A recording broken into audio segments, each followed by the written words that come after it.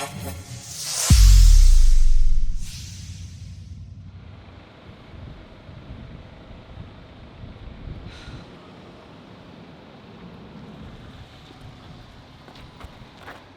today we've just been doing some assignment work. We're working on looking at analysis and different methods of technology that can be used to analyse performance in professional sports. So things like the VO and the GPS and technologies like that.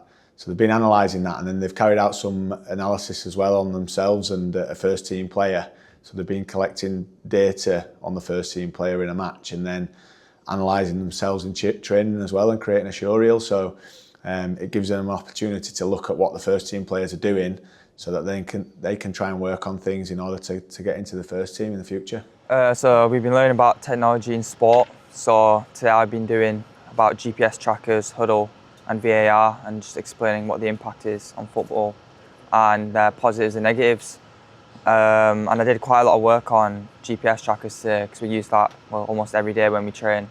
And I feel it's really beneficial for our own player metrics and for coaches to see if we're overworked or if we're on track for daily, week distances and everything.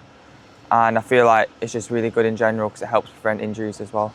Yeah, I think it's massive. That's what's great about the course is it's set up for professional sports performers, and I think that when it makes them think probably differently about how they do perform, and the analysis side of things highlights what they need to work on.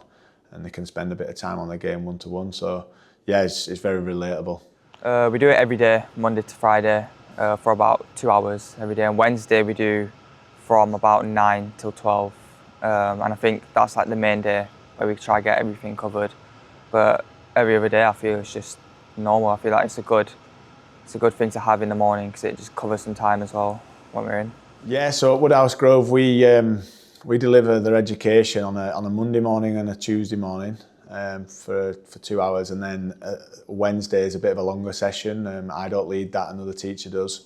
That's for 3 hours, and then on a Thursday morning there's another 2 hours as well to be able to complete the course, and we do that all through the year really during our term time.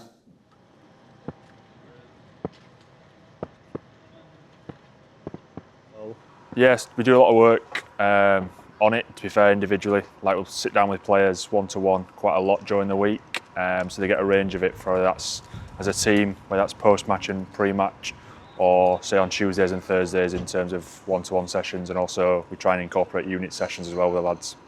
On a team basis, it'll be more towards sort of how a team potentially looks to build or press, and any weaknesses we think we can exploit. It'll be more about us rather than the opposition.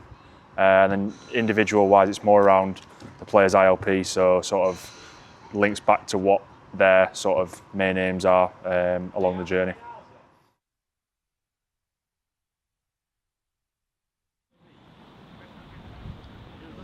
So usually we start off with a warm-up, and then we get on with an activation drill, something to get us going, get us legs warms, and then we do probably a match practice.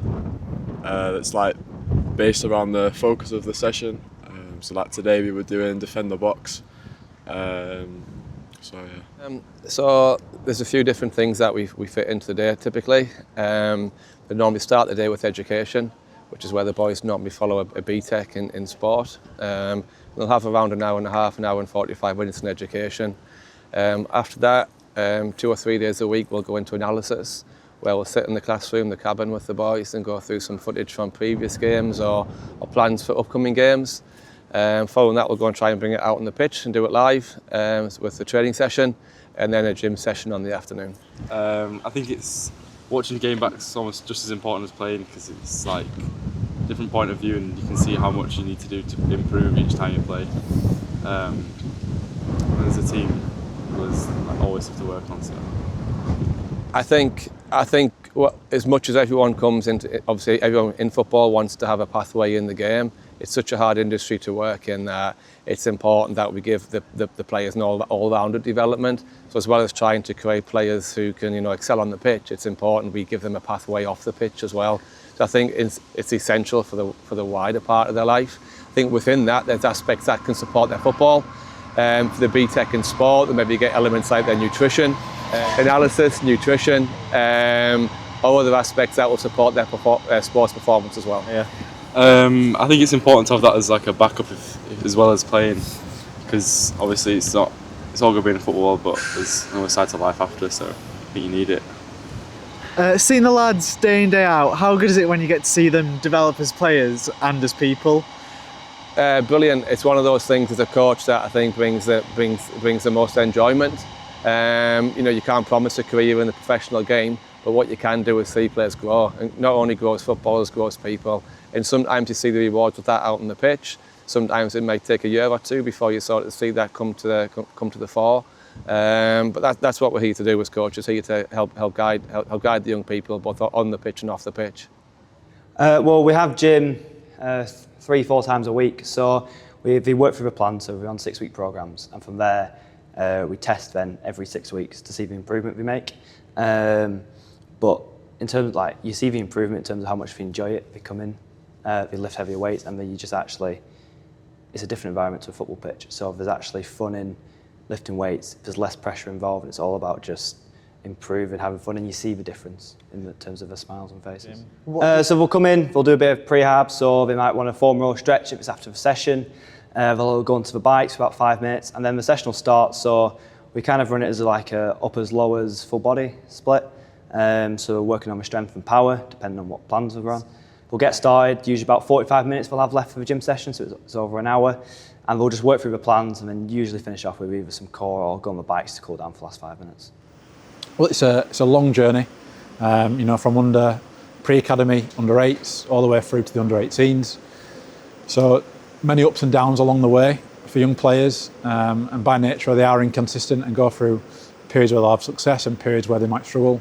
But what we've learned from players like Bobby Pointon's journey is that resilience and the sort of the mental characteristics are key, and that's why culture is so important to us and we talk about it all the time.